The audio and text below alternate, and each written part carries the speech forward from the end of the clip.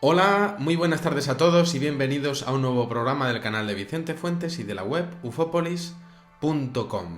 El arte es siempre materia de interpretación y esto es lo precioso que tiene. Cuando para algunos Kandinsky o Van Gogh es una auténtica porquería, para otros sus obras son auténticas obras maestras, entre los que me incluyo. Pero cuando hablamos de ceremonias de inauguración, la cosa cambia bastante, ya que últimamente, y desde que el nuevo orden mundial, mencionado por primera vez por George Bush padre en el año 1991, está tratando de imponerse poco a poco en nuestras vidas, muchas han sido las representaciones en las que aparece simbología clarísima relacionada con ese poder oculto que muchos relacionan directamente con la alta masonería y con los Illuminati. Antes de empezar mi análisis sobre lo que ocurrió el pasado 1 de junio del año 2016, es decir, este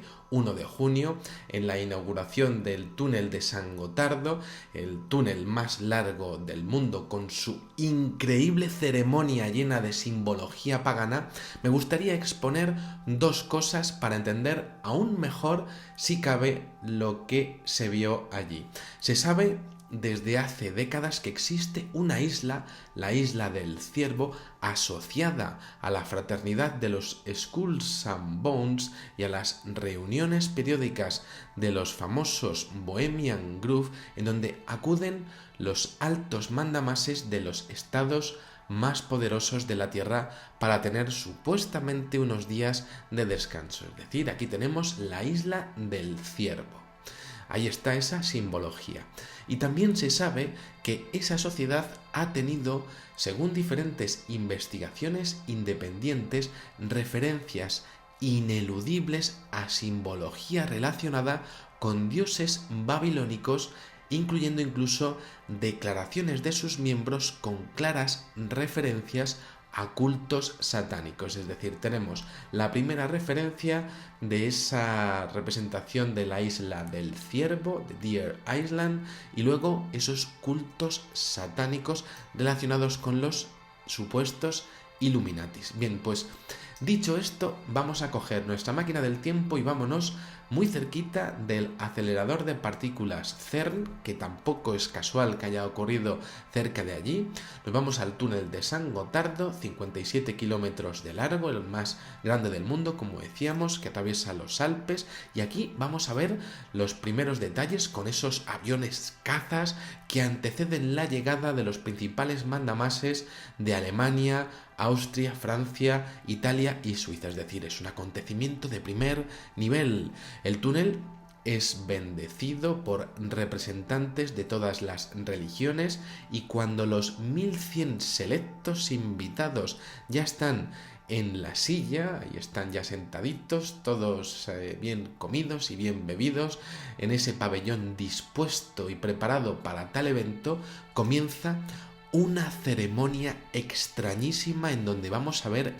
escenas que nos recuerdan a los famosos experimentos MK Ultra, a paganismo sexual y relacionado con el satanismo, al dios Baal, representación del mal desde la antigua Babilonia, a huidas en masa del vulgo ante el poder de extraños seres sin cara y de un ser andrógino que aparece como un ángel caído, según algunas interpretaciones, o incluso un ser humano sin piel, capaz de hacer ver a los seres humanos que viven en un mundo feliz cuando realmente viven bajo las cadenas de seres al servicio de tenebrosas entidades, con esa extraña simbología de renos que mencionábamos al principio, escoltando a una tremenda figura que ineludiblemente nos remite a todas las representaciones que se hacen desde el medievo del mismísimo demonio.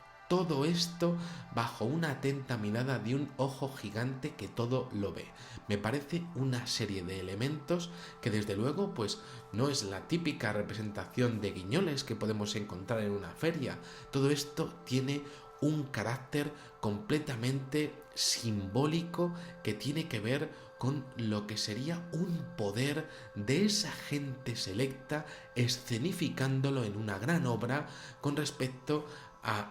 pues lo que seríamos nosotros, el vulgo, ese poder sobre nosotros. Bien, veremos en esta ceremonia, pues estamos aquí con nuestra máquina del tiempo y estamos viéndolo, y ¿qué vemos? Pues vemos a humanos híbridos con esos machos cabríos que se ven perfectamente, y sacerdotisas similares a las de la antigua Grecia y Egipto, y a humanos colgando en pleno éxtasis sexual mientras un ser andrógino se pasea volando en posición de poder entre música ancestral y ritual, entre imágenes de trenes de la Primera y la Segunda Guerra Mundial y huidas en masa de humanos semidesnudos tras explosiones de timbales similares a bombas y marchas militares en donde los hombres y las mujeres regresan al mismo punto en donde estaban porque no tienen otro futuro que el que dictan estos hombres con cornamenta de ciervo que veíamos en las sociedades secretas de los Estados Unidos. Vemos a Baphomet, el mismísimo Baphomet, descontrolado con una representación de religiosos y apóstoles mientras sus huestes invaden el lugar. Aquí tenemos lo que sería una representación de todo lo que es el paganismo que parece que estas sociedades secretas realizan en sus cultos privados, es decir, culto a la sexualidad, guerras que son financiadas por lo que serían sus cárteles tanto armamentísticos como políticos. Tenemos esas menciones a la antigua Grecia, el antiguo Egipto, es decir, sus cultos provienen de la antigua Babilonia, de las primeras civilizaciones. Tenemos huidas en masa de humanos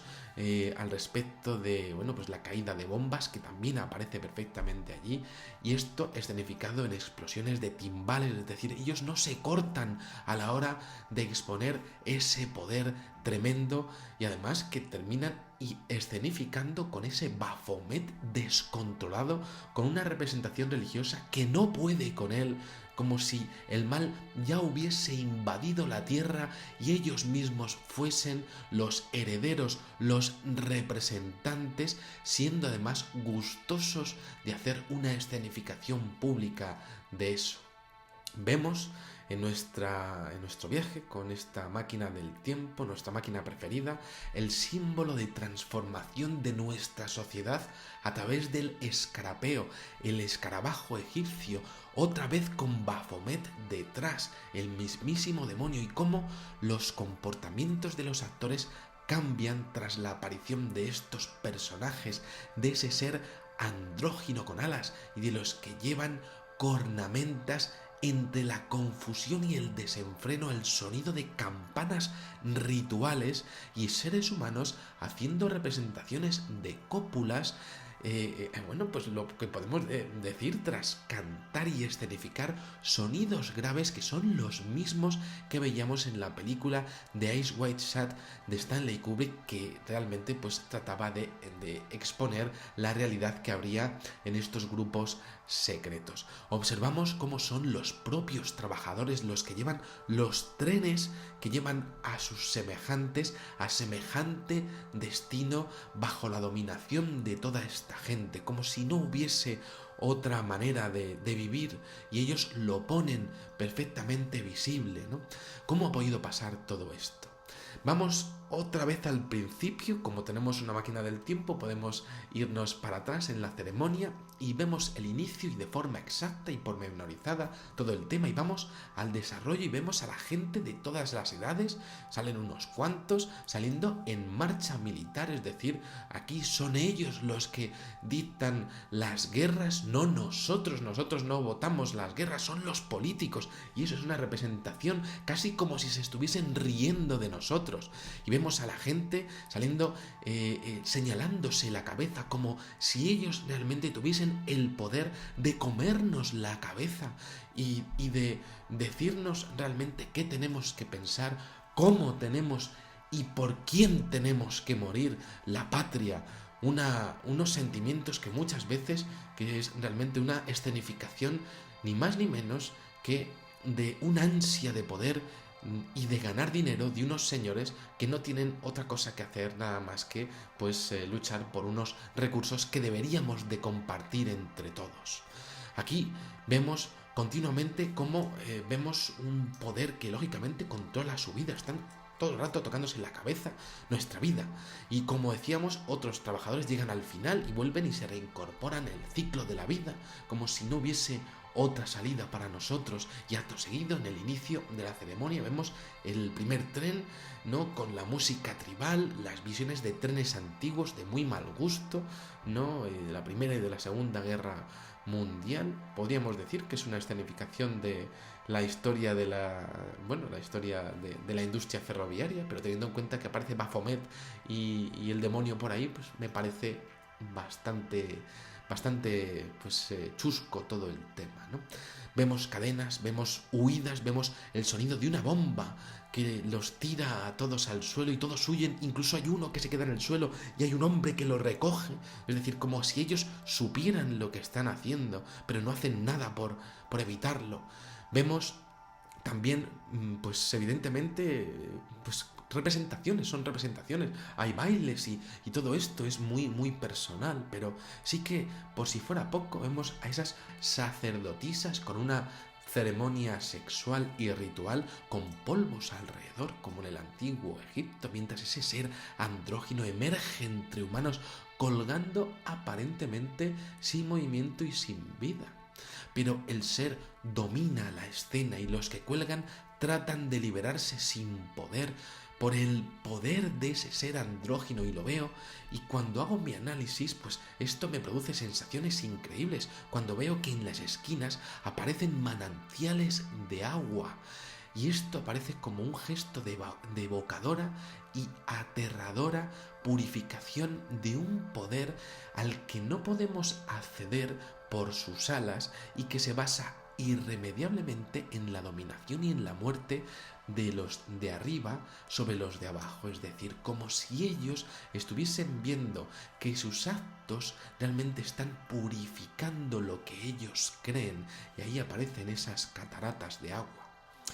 Y claro, a continuación veo un nuevo tren con un trabajador que parece que está golpeando como un loco unos paneles, parece que se está dando cuenta de eso y ellos lo saben, pero está solo en el mundo, como los que parece que decimos estas cosas y que interpretamos estas cosas. Y a partir de aquí comienzan a aparecer las representaciones icónicas de los demonios con formas tremendas de carnero y ciervo, con latigazos y risas de fondo, con trompetas, sonidos de cueva y risas burlonas y sacerdotisas idénticas a las que se mencionan relacionadas con esas altas esferas de la masonería en sus reuniones privadas, con palos de madera, símbolo de lo que sería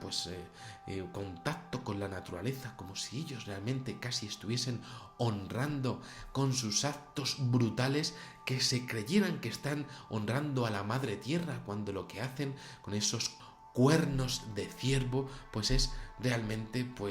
escenificar un culto hacia el mal. Y esto también lo veíamos en las primeras escenas de True Detective, serie que apunta muy muy arriba con la primera víctima.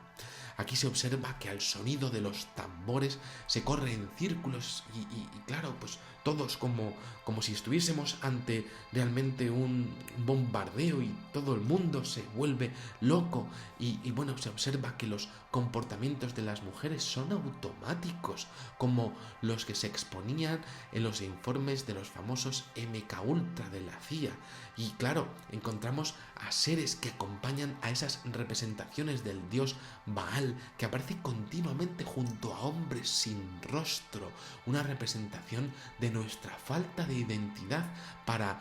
ellos, a los que no les importamos absolutamente nada. Tenemos por otra parte que desde fuera, desde las propias vías, ya nos reciben con fractales matemáticos de ojos similares a los de la famosa pirámide inacabada. Al igual que ocurrió con la ceremonia de los Juegos Olímpicos del año 2012, en donde se vieron idénticas menciones a un poder que va más allá de lo que podemos imaginar, es difícil pensar que todos estos ingredientes no son más que una confluencia de casualidades, aunque bien es verdad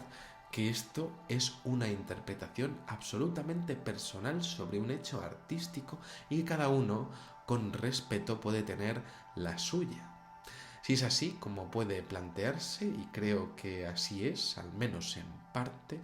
creo que deberíamos de pensar en lo fuerte que sería que este tipo de actos planteasen situaciones tan extremas como una adoración al mal en una ceremonia de inauguración, algo que ha sido sin duda un símbolo de un poder oscuro desde hace siglos, con menciones a posibles sacrificios, guerras, seres del Averno e incluso esa figura de Baphomet, interpretado y mencionado en el Antiguo Testamento y comparado con el mismísimo Satanás e interpretado siempre con esa forma de un carnero, creamos o no en toda esta simbología. Nada más, espero que os haya gustado muchísimo este videoprograma, estaré muy atento a vuestras interpretaciones y nada, pues os espero en el siguiente. Muchísimas gracias y como digo siempre, salud y suerte. Adiós.